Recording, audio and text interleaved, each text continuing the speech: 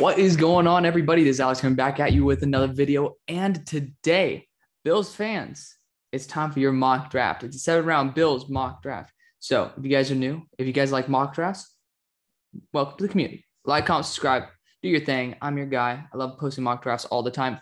And we're going to be having stuff like rankings for the draft coming out very soon because I'm doing all the deep dives on that. And if you guys want to support the channel, go down the links in the description. We got all these types of stuff there. And if you like fan mocks, if you want to join one, there very well might be a chance for you to do that. Join the Discord, reach out to me on Twitter, do all that fun jazz. Without further ado, let's check out this Bills team over here. And let's check out the offense. Quarterback, let's not even look at it. Josh Allen's a stud. He just does what he does. Running backs, honestly, they're solid, right? There's nothing that you can really complain about. Zach Moss, Devin Singletary are both very solid backs.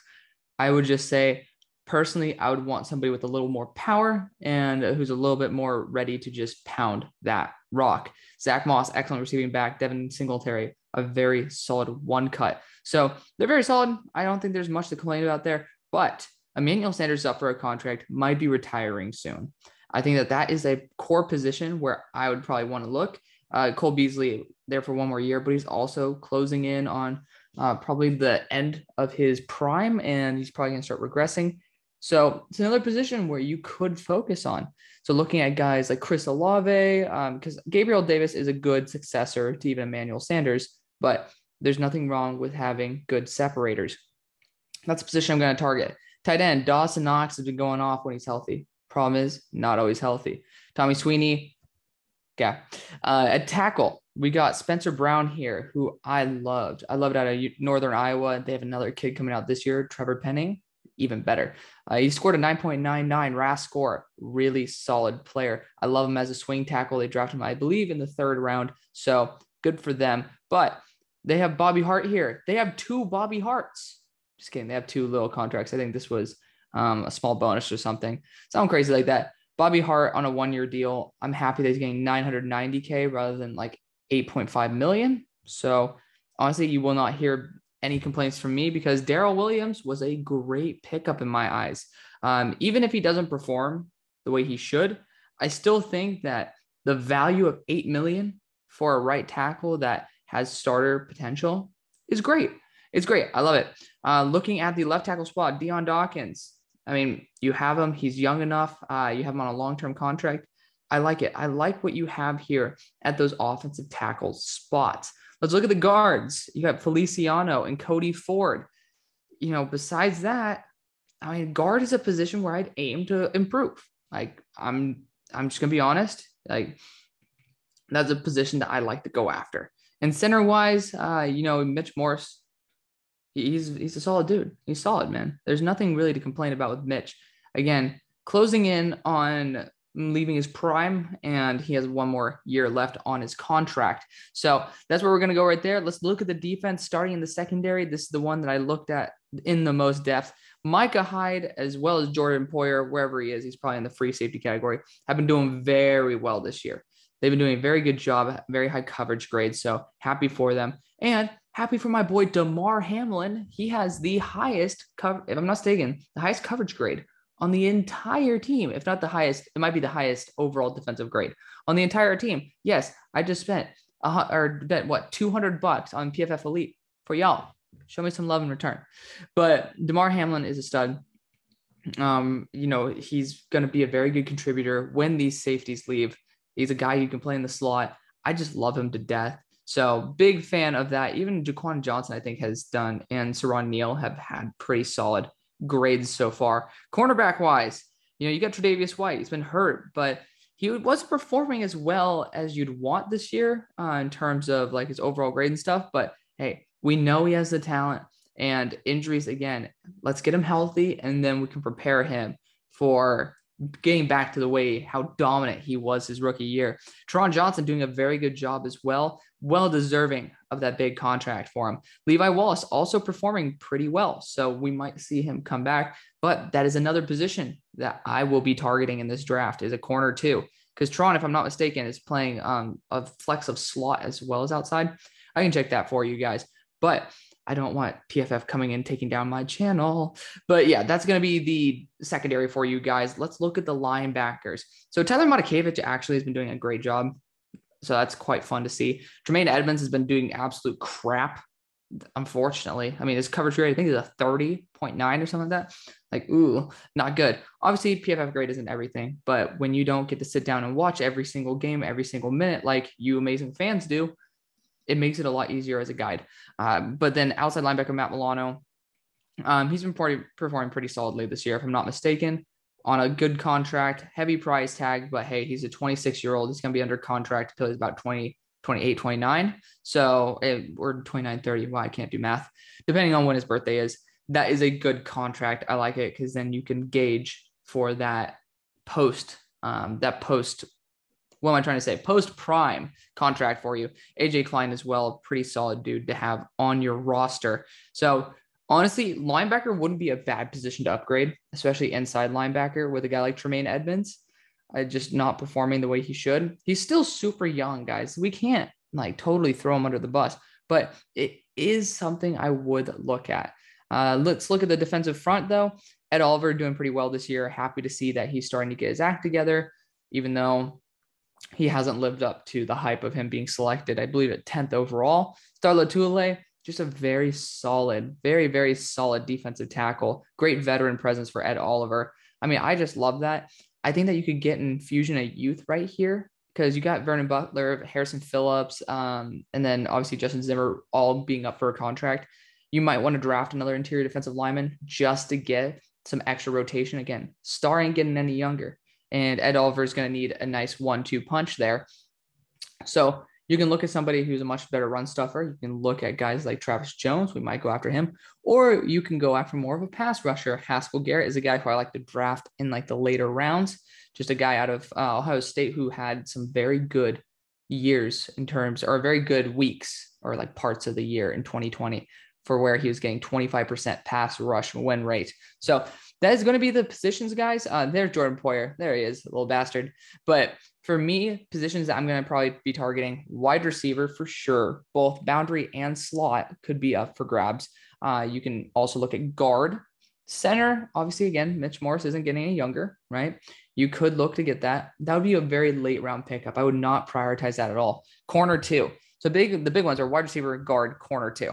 Those are the big ones. I don't know why I dropped that one, but that's where I'm going to be looking. Interior defensive lineman as well. And then we'll just go best player available. Let's kick into the draft. Let's have a little bit of fun here because honestly, I love talking about football, but I sure as hell love being able to draft a little bit more. Make sure that the sound is off because we hear the ring-a-ling-a-ling. It can get tiresome. And if you guys are new to the series, we do not take these trades because too much RNG, which just means random number generator, it causes a lot of hectic stuff. And honestly, it creates a more confusing environment that is just not nearly as fun, in my opinion. We might test out one trade because I know my boy Broshmo told me that he used to do one trade. That might be fun. Might add a little bit of that aspect to it. But at this point in the draft, oh my Lord, we're probably going to take Tyler Linderbaum here. I'll tell you why. One, even Jahan Dotson's off the board, right? Like wide receiver. Like I love Drake London, George Pickens. Just no, not for this team, not for this pick. Now, corner, you got Sauce Gardner here. Very well might be the pick as well. But I know that we can grab guys down the line. You look at Tariq Woolen, Kobe Bryant. I'm not going to draft Kobe Bryant again, but Sevyn Banks even. Like this team can definitely nurture talent. Riley Moss, Storm Duck. I think Storm Duck should return and transfer, if I'm going to be honest with you. Joey Porter Jr. There are guys down the line that I feel a lot more comfortable with than offensive line. And Tyler Linderbaum to me is my number 5 prospect in the draft. He might even be moving up with deep evaluation. This guy's an absolute stud. You can put him at guard. So just because he's a center doesn't mean he can't play guard. He has insane mobility. He's great for the scheme as well. He's hyper strong. He plays at 315, even though his weight is 290. Like I'd be fooled. If you just did not tell me it, I'd be like, this guy's 315 pounds. So he's super athletic, excellent at tracking down the field. In my opinion, he is the best interior offensive lineman as a guard or center since, wait for it, Quentin Nelson. Yeah, you can't pass on that. Tyler Linderbaum out of Iowa. I mean, it is the PFF or the TDN darling falling to them. I don't think that's going to exactly happen. But again, under the situation that Tyler Linderbaum is still 290, there are teams that feel like that is not good enough.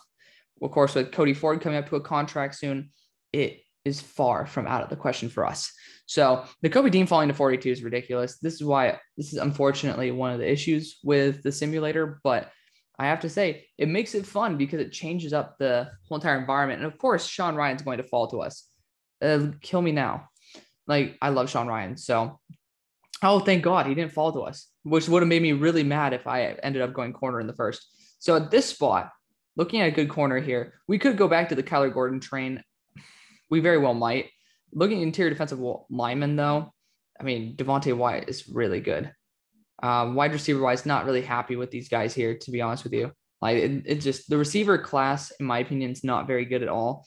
I know other people will disagree with that, but like, to be honest, you can even get Josh Pascal here. He'd be a fun guy to add to your squad.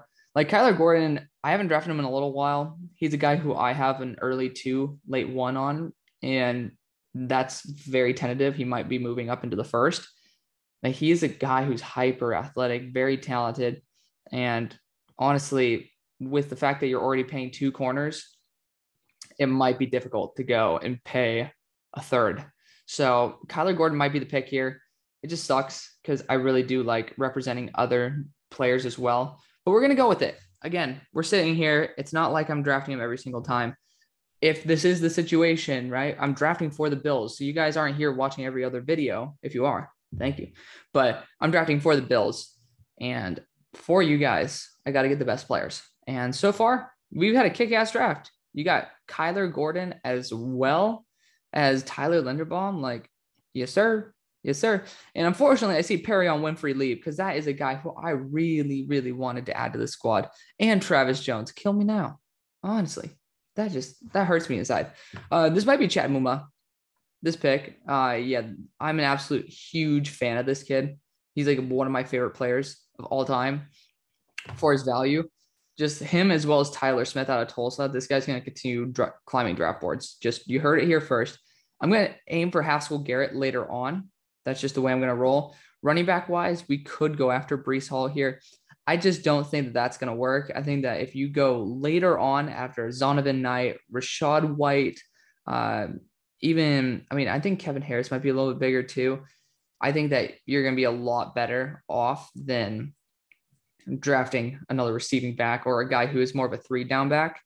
So even Zeus, if Zeus falls, good for us. But right now, I'm not really a huge fan of that. Just wide receiver wise, Anais Smith's the only dude. And I just drafted him anyways. Just not a huge fan of it. And so for here, let's see. I think Chad Muma should be the pick. The linebacker situation ain't the greatest. And also, we can use another linebacker. Klein is going to be coming up to a new contract. This guy is elite in coverage. This is the best player available. Chad Muma out of Wyoming. I'm just such a big fan of him. He's a second rounder in my book, but that's just because how raw he is. Like, if you want to take potential, this guy is 6'3", 6'4", 240 pounds, and he's going to be in that 4.4 speed, and he can cover so well. He isn't like, I'm not even talking PFF grade here. With your bare eyes, you can just see bare eyes. That's weird, but you can just see how damn good this guy is in coverage. So I'm very excited to add him to the team. Obviously there are guys who you probably want to take over it. And that's why we have a comment section. So I'm very excited to see you guys talking down there. It takes a damn long time to get to our picks, I must admit. But at this spot, Kobe Bryant just went. We've already gone corner. Yes, we went Kyler Gordon. So at this spot, we might go Breece. I've been doing that quite a bit. I'm going to wait till the next round for a guy like for Zamir White or Britton Brown. I think Britton Brown would be a great addition to this team. But I wanted to address the wide receiver position. Romeo Doubs could be a really good guy for this team.